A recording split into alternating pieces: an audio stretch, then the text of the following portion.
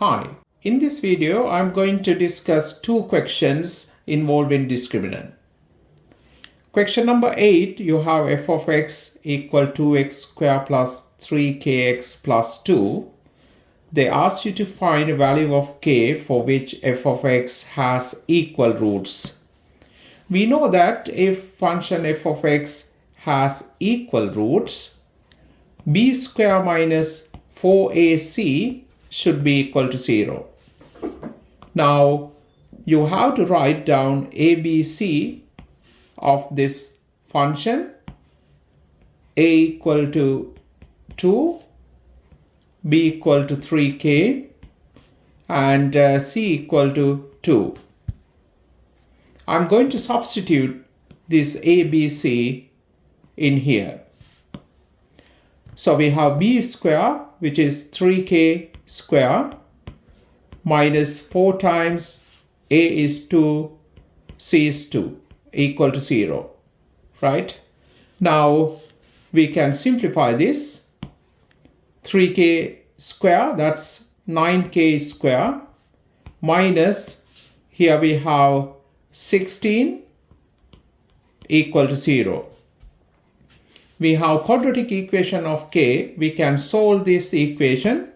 I'm going to take this 16, negative 16 to other side. That gives us 9k square equal to 16. That gives us k square equal to 16 over 9. If you take a square root to the both side, you're going to get plus or minus square root 16 over 9. That gives us k as plus or minus 4 over 3. So we have two values for constant k here. Now let's take question number 9. Find the range of values of a for which 3x square plus 2x plus a equals 0 has two distinct roots, right? So what we have to do, we have to find values of a for which this equation has two distinct roots. So what is the requirement?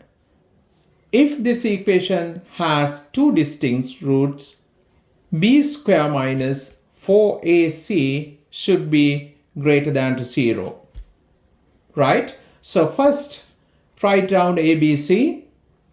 A is 3, B is 2, C is A. Now I'm going to substitute this ABC on the left hand side.